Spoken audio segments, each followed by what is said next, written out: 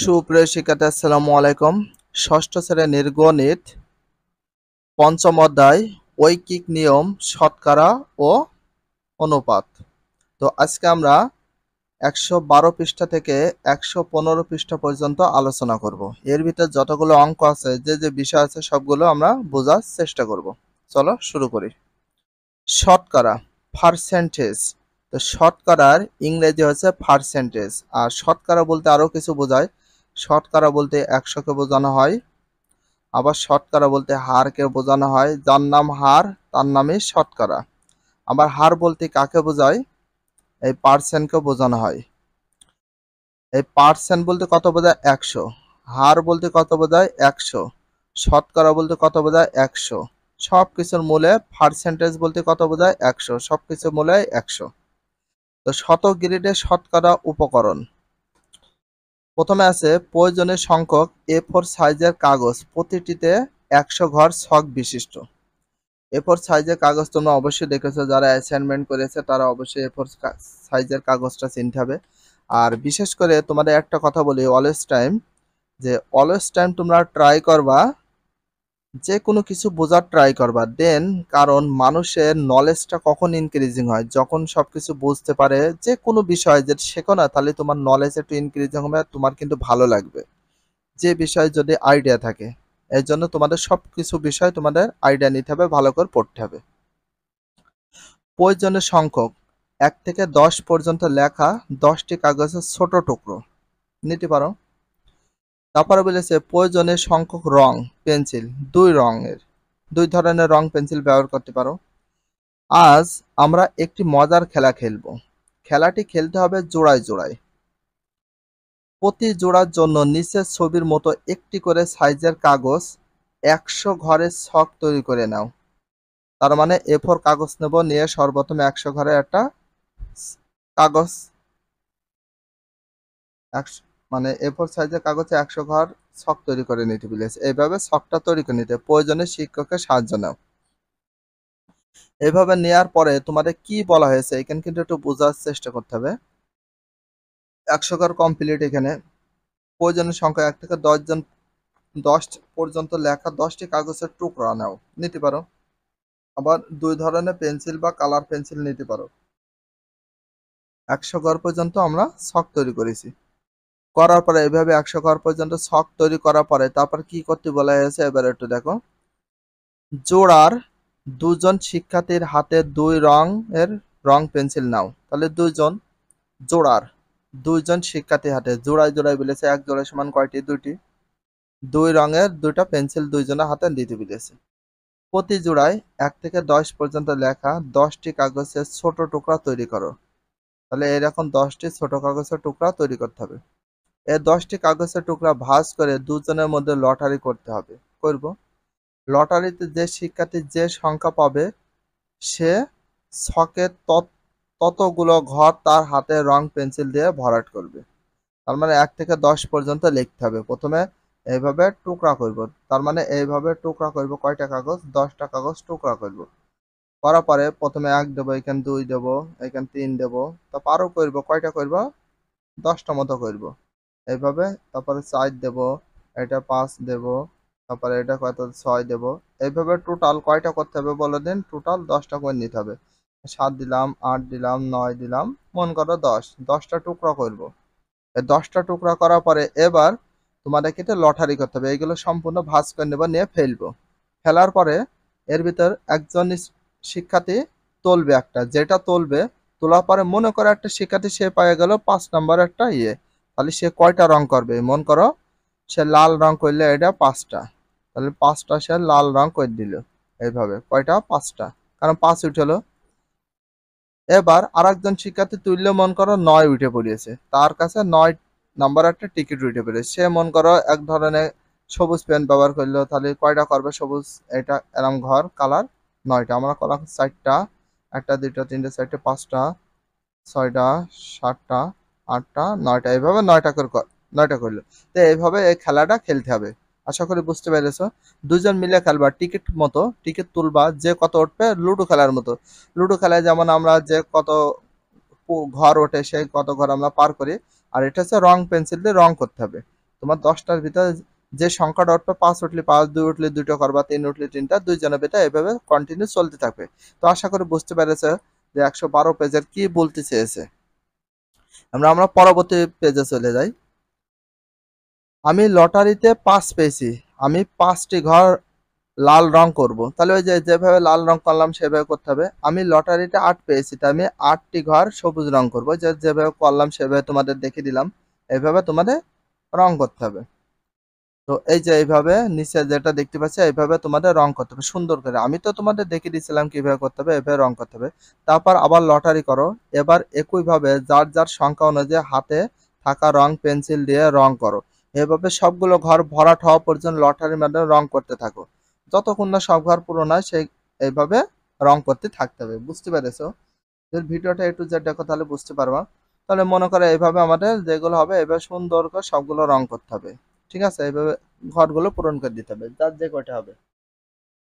তো 13 পেজে তোমাদের কিভাবে করতে হবে সেটা এখানে দেখিয়ে দিয়েছে, আমি একটু দেখিয়ে দিলাম। এবার আমরা 14 পেজে যাই, কি বলেছে।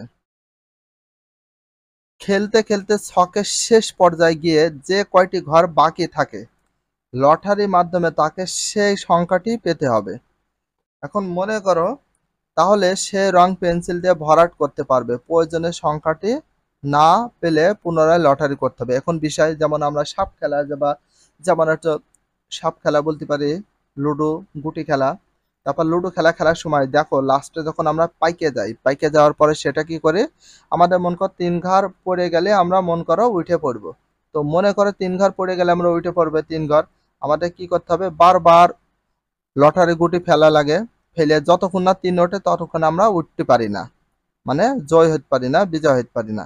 তো সেই অনুপাতে আমরা কি করব, এখানেও এরকম যে যখন আমাদের লাস্টে যে 2-1 ঘর বাকি থাকবে তখন দেখতে হবে মন করো মাত্র 2টা ঘর বাকি আছে এইটাই, বা 3টা ঘর বাকি আছে। যতক্ষণ না 3 সংখ্যা পড়বে ততক্ষণ লটারি ফেলবে তুলবে, লটারি ফেলবে তুলবে, 3 না ওঠা পর্যন্ত ততক্ষণ ফেলতে থাকবে। তো এইভাবে করতে হবে লুডো খেলা গুটির মতো।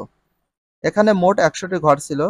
তোমরা নিজের রং পেন্সিল দিয়ে ভরাট করা ঘরগুলো গণনা করে দেখো কে কতগুলো ঘর রং করতে পেরেছে। দুজনে রং করা ঘরগুলোর যোগফল কিন্তু 100 হবে। দুজনের তো 100 হবে, অর্থাৎ 100টার মধ্যে কে কত রং করেছে তা বের করো। যে রং ঘরগুলো বেশি হবে সে বিজয় হবে। এখন আমরা লুডো খেলা গুটির মতো বুঝতে পারি। এখন বিষয় হচ্ছে তোমাদের একটু বলি, লাস্টে যে 3 ঘর ছিল যতক্ষণ না 3 পড়বে ততক্ষণ সে ফেলিয়ে যাবে, লটারি ফেলবে। ফেলতে ফেলতে মোট ঘর ছিল 100 ঘর। তো এখানে লাল হয়েছে কত জোড়ায়, প্রথম শিক্ষার্থী 56টা লাল ঘর সে কি করতে পেরেছে, ফেলতে পেরেছে, মানে কালার করতে পেরেছে। তার মানে আর জোড়ায় দ্বিতীয় শিক্ষার্থী হচ্ছে 44টা। তার মানে এখানে বিজয় হচ্ছে কে বলে দেন, লাল ঘরে, এটা সে হচ্ছে বিজয় প্রথম, যেটাকে আমরা বলি বিজয়। তাহলে বিজয় হয়ে গেল কে, মানে লাল ঘর যার আছে সে বিজয়, জয় হয়ে গেল, উইনার হয়ে গেল। তাহলে এইভাবে তোমাদের এই খেলাটা খেলতে হবে সেটা বলেছে।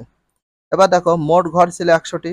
ঠিক আছে, জোড়ায় প্রথম শিক্ষার্থী রং করতে পেরেছে 100-র মধ্যে কয়টা, 56টা ঘর সে রং করেছে, লাল রং করে 56টা প্রথম শিক্ষার্থী। আর জোড়ার দ্বিতীয় শিক্ষার্থী রং করতে পেরেছে 100 ঘরের মধ্যে 44টি। তাহলে এখানে ব্যাপারটা হচ্ছে কি, যে সবচেয়ে বেশি ঘর পূরণ করে সে হচ্ছে ফার্স্ট, বিজয় হয়েছে। যে 44টি করে সে কিন্তু বিজয় হতে পারেনি। ব্যাপারটা আমরা এভাবে লিখতে পারি, জোড়ায় প্রথম শিক্ষার্থী রং করেছে 100-র মধ্যে কয়টি, 56টি। তার মানে 56/100। তো 100 ঘরের ভিতরে সে 56, তো এমন কখনো দেয়া যাবে না 100/56 দেয়া যাবে না, কারণ নিচেরটা সবসময় মোট নাম্বার বোঝায়। ঠিক আছে, ঘর সংখ্যা বোঝায়। তাহলে মোট সংখ্যা বা ঘর সংখ্যা কত, 156। আমরা কিন্তু যখন এই যে পরীক্ষায় নাম্বার দেখি, আমরা 100-র ভিতর যখন আমরা নাম্বার পাই 25, তখন স্যাররা কি এটা দেয় যে নিচে 25 দেওয়ার ওপরে 100 দেয় না, কিন্তু দেওয়ার নিয়ম কি, এই যে মোট নাম্বার কত ছিল পরীক্ষায় 100, 100-র ভিতর যত পাওয়া হয় সেটা দেয় হয় ওপরে।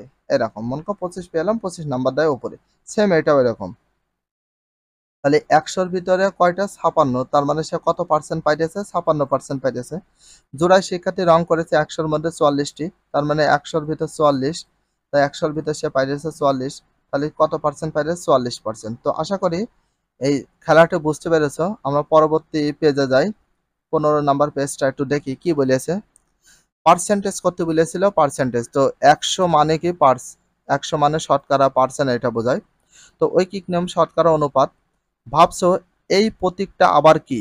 এই প্রতীকটা অবশ্যই পার্সেন্ট। এই প্রতীকটাকে বলা হয় শতকরা বলা হয়, অনেকে বলে শতকরা, আবার অনেকে বলে কি পার্সেন্ট, ইংলিশ বলা হয় কি পার্সেন্টেজ। পার্সেন্টেজ অনেকে বলে পার্সেন্টেজ, আবার অনেকে বলে হার।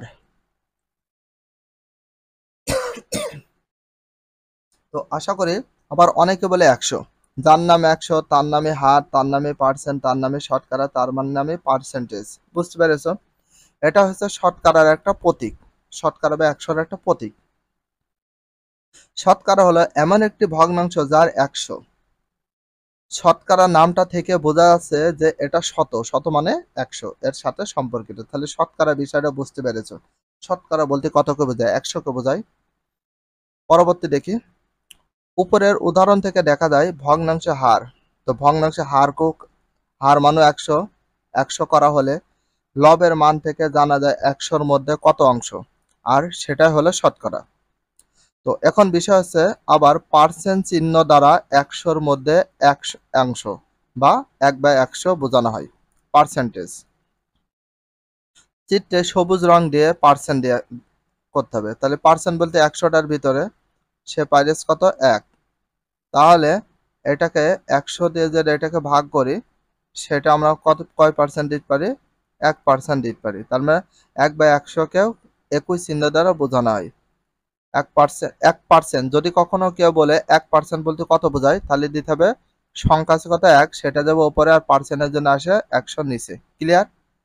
এখন কেউ যদি বলে 25%, তার মানে কি সে 100 সে 25 পেয়েছে। তাহলে 25 কেমন হয় একটু বলি। এখানে 25% আছে না, তাহলে সংখ্যাটা আছে 25, সে 25টা যায় ওপরে, আর এখানে পার্সেন্ট আছে, পার্সেন্ট মানে কত 100, সে 100টা আসে নিচে। এটা হচ্ছে মূল বিষয়। এইভাবে আমরা পার্সেন্টেজ করতে পারব। বুঝতে পেরেছো? এবার পরবর্তী আমরা দেখি, নিচের উদাহরণগুলো থেকে শতকরা প্রতীকের অর্থ বুঝতে পারবে। এই যে এখানে 15%, যেটা তোমাদের 25% বুঝালাম, তার মানে এটা কি 15, এই 15 চলে যাবে সবসময় উপরে, আর পার্সেন্টের জন্য আসে সবসময় নিচে 100।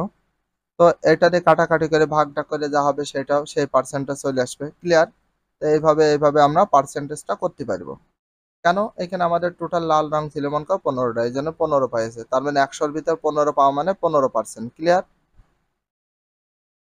তো আশা করি বুঝতে পেরেছো বিষয়টা। যদি ভিডিওটা ভালো লাগে অবশ্যই চ্যানেল হলে সাবস্ক্রাইব করে দিও, পেজ হলে ফলো করে দিও, তার সাথে একটা লাইক এবং একটা কমেন্ট করে দিও। আর নেক্সট ভিডিও পাওয়ার জন্য বেল আইকনটা অল করে রাখো, যাতে নিউ ভিডিও আপলোড দেওয়ার সাথে সাথে সর্বপ্রথম তোমাদের কাছে নোটিফিকেশনটা পৌঁছে যায়।